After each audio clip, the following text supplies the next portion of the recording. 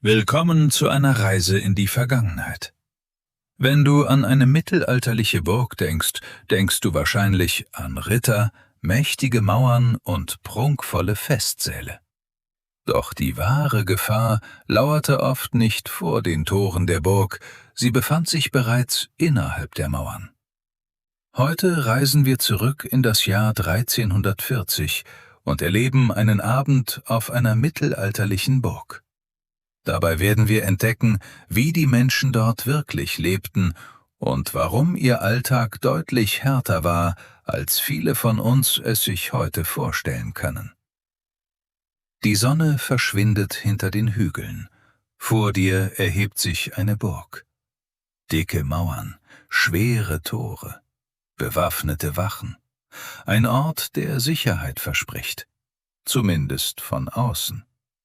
Denn wenn du heute Abend diese Burg betrittst, bist du besser vor Räubern geschützt als außerhalb der Mauern. Vor Krankheiten allerdings nicht. Vor Parasiten nicht. Vor verdorbenem Essen nicht. Und vor den Gefahren, die innerhalb der Mauern lauern, schon gar nicht. Willkommen auf einer Burg im Jahr 1340. Die Küche ist der wichtigste Raum der Burg. Nicht der Rittersaal, nicht der Turm, nicht die Waffenkammer. Die Küche.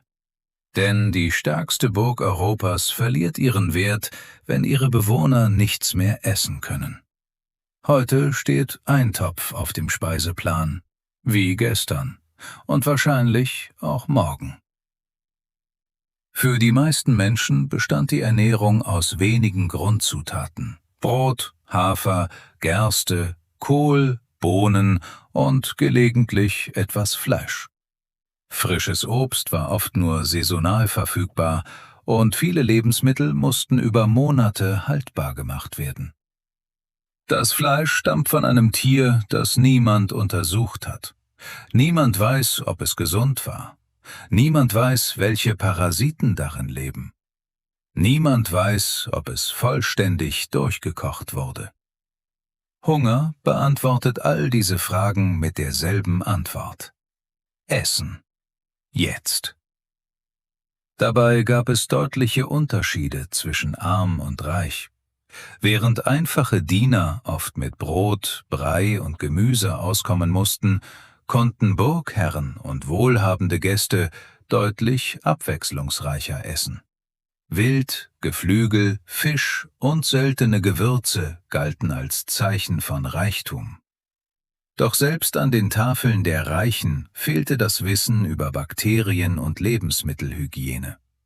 Ein aufwendig zubereitetes Festmahl konnte genauso krank machen wie die einfache Mahlzeit eines Knechts. Die meisten Menschen hatten Angst vor Schwertern. Tatsächlich war Wasser oft gefährlicher. Eine Burg brauchte jeden Tag enorme Mengen davon, zum Trinken, zum Kochen, für Tiere, für Menschen. Doch Wasser konnte schnell zum Problem werden. Ein verunreinigter Brunnen genügte, und plötzlich wurde die eigene Lebensquelle zur Bedrohung. Viele Burgen investierten enorme Summen in tiefe Brunnen. Manche wurden direkt durch massiven Fels geschlagen und erreichten Tiefen von mehreren Dutzend Metern. Der Bau konnte Jahre dauern und verschlang riesige Mengen an Geld und Arbeitskraft. Nicht wegen Komfort, sondern weil Wasser über Leben und Tod entschied. Die größte Überraschung wartet vielleicht nicht im Essen, sondern in der Luft. Überall brennen Feuer. In Küchen, in Wohnräumen, in Werkstätten. Der Rauch verschwindet nicht einfach, er sammelt sich, Tag für Tag, Monat für Monat, Jahr für Jahr. Viele Menschen auf Burgen litten unter chronischen Atemproblemen, lange bevor jemand wusste, warum. Die großen Hallen wirkten beeindruckend, doch sie waren oft schlecht belüftet. Besonders im Winter blieben Fenster und Öffnungen geschlossen, um die Wärme in Gebäude zu halten. Der Rauch der Feuerstellen zog dann nur langsam ab und blieb häufig stundenlang in den Räumen stehen. Für die Bewohner war Husten alltäglich. Für uns wäre er ein Warnsignal. Doch du bist nicht allein auf dieser Burg, auch wenn du niemanden siehst. Im Stroh, in Decken, in Kleidung leben Millionen kleiner Mitbewohner. Flöhe, Läuse, Milben. Parasiten gehörten zum Alltag, nicht weil die Menschen ungepflegt waren, sondern weil sie kaum Möglichkeiten hatten, sie dauerhaft loszuwerden. Selbst frisch gewaschene Kleidung blieb oft nicht lange frei von Ungeziefer. Die Parasiten verbreiteten sich über Schlafplätze, Tiere und den engen Kontakt vieler Menschen auf engem Raum. Jede Nacht beginnt ein kleiner Kampf, den niemand gewinnen kann. Zu diesem Problem kam noch etwas anderes hinzu: der Geruch. Moderne Kanalisation existierte nicht. Küchenabfälle, Tiermist und andere Abfälle mussten entsorgt werden, oft in Gruben oder direkt außerhalb der Burgmauern. Besonders im Sommer konnten sich unangenehme Gerüche über den gesamten Burghof ausbreiten. Für die Menschen damals war das normal. Für uns wäre es wahrscheinlich kaum auszuhalten. Jetzt stell dir vor, du bekommst Fieber. Vielleicht von einer Infektion. Vielleicht von verdorbenem Essen. Vielleicht von etwas, das niemand benennen kann. Der Burgherr besitzt vielleicht einen Arzt, vielleicht auch nicht. Selbst die besten Ärzte Europas kennen keine Bakterien, keine Viren, keine Antibiotika. Viele Behandlungen helfen nicht, manche verschlimmern alles. Statt moderner Medizin vertraute man auf Kräuter, Gebete und jahrhundertealte Überlieferungen. Manche Heilpflanzen konnten tatsächlich helfen. Andere Behandlungen waren wirkungslos oder sogar gefährlich.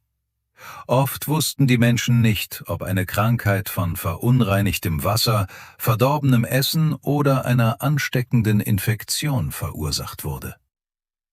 Die größte Gefahr ist nicht die Krankheit, sondern dass niemand versteht, was sie verursacht.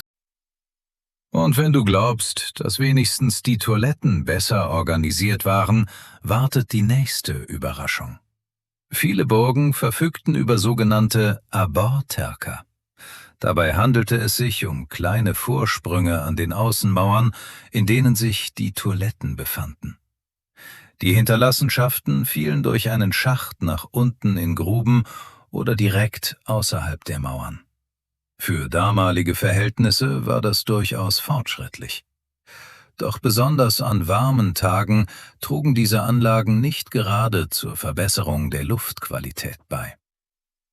Langsam senkt sich die Dunkelheit über die Burg. Mit dem Sonnenuntergang endet der Arbeitstag jedoch nicht für alle. Wachen beziehen ihre Posten auf den Wehrgängen, Diener räumen die letzten Speisen ab, Stallknechte kümmern sich um Pferde und Vieh.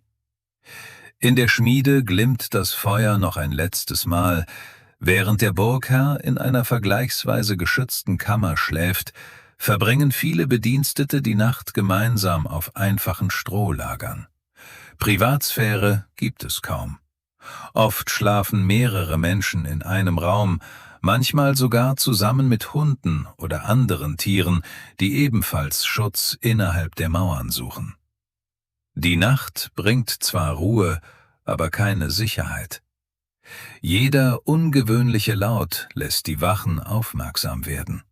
Ein Feuer, ein Angriff oder ein Alarm könnten das Leben aller Bewohner innerhalb weniger Minuten vollständig verändern. Heute besuchen jedes Jahr Millionen Menschen mittelalterliche Burgen.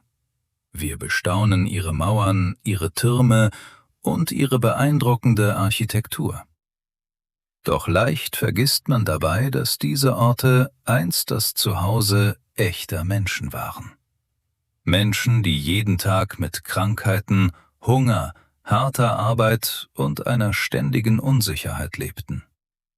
Trotz all dieser Herausforderungen bauten sie Burgen, gründeten Familien und schufen die Grundlage für viele Städte, die bis heute existieren.